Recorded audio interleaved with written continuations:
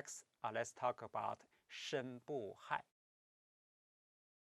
What are the missing ingredients in Lord Shang's program? According to Han Feizi, he overlooks the fact that the whole program must be implemented by the ruler. The ruler can implement it only through his bureaucratic apparatus. In his preoccupation with the larger social program, he has overlooked the problem of how the ruler can control the officials through whom he must implement his program. He has overlooked the problem of how he can assure the competency of the officials who implement the program. Han Feizi's fellow countryman from the state of Han, Shen Buhai, seems to him to fill the gap. If Lord Shang's program is associated with the word fa, Shen Buhai's science is associated with the word shu. This word is usually translated as method or technique. The technique in question is the technique of organizing and controlling a truly effective bureaucracy. When we turn to Shen Buhai's technique, we find an enormous concern with the problem of rulers' control over the officialdom. What must be established are impersonal, objective mechanisms and rules for strictly limiting the powers of officials and subordinating them to the unchallenged control of the ruler. There must be mechanisms which are completely independent of the vagaries of interpersonal relations.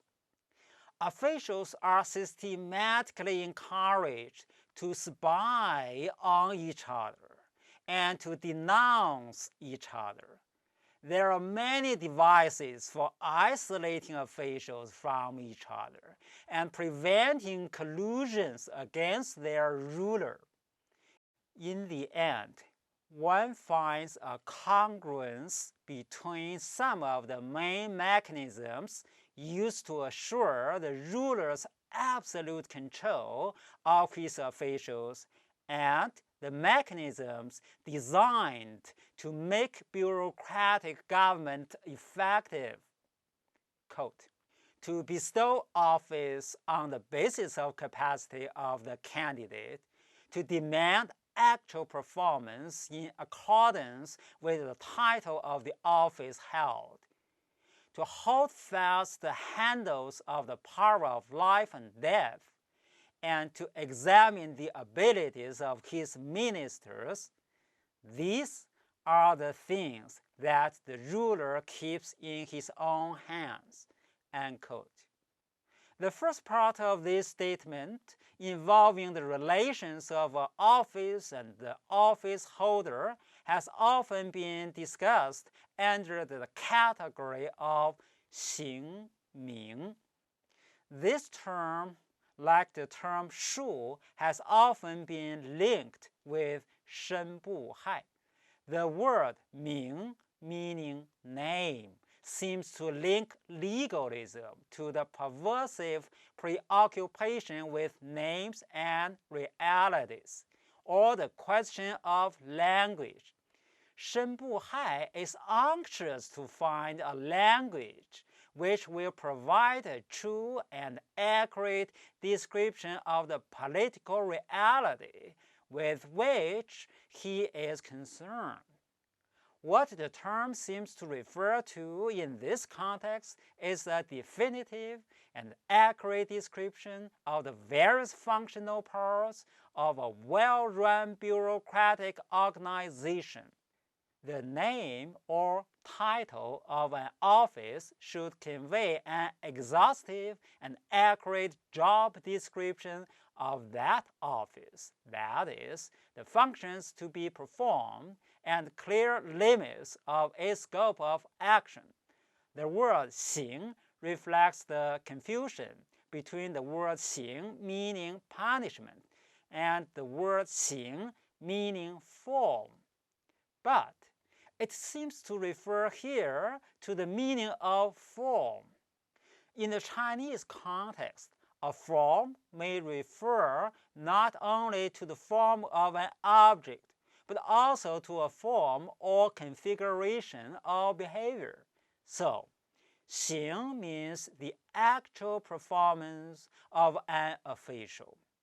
When the actual performance of an official corresponds to the title or job description of the office, when the 刑 corresponds to the 名, effective government will obtain.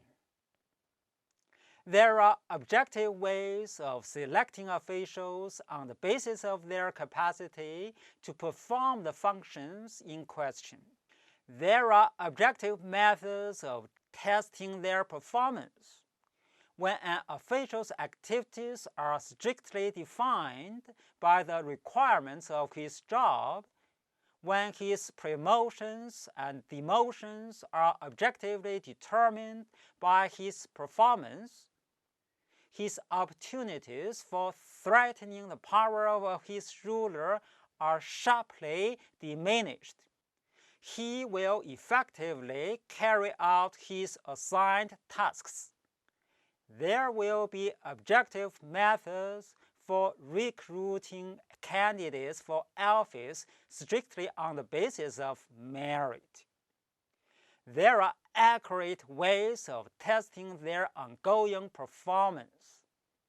The officials will have discretion in administering the details of policy, but the source of policy will be the ruler. He will now be relieved of the vast task of making personal decisions concerning the detailed operations of his bureaucratic apparatus. Here, we have a combination of both rational criteria of achievement and functional specificity.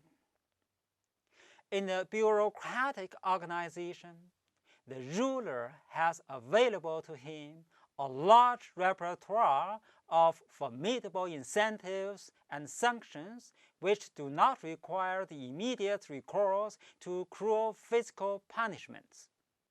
Demotions, failure to promote, reductions in rank, and dismissal from office can be the cause of untold anguish to ambitious officials whose goals are wealth, honor, and prestige.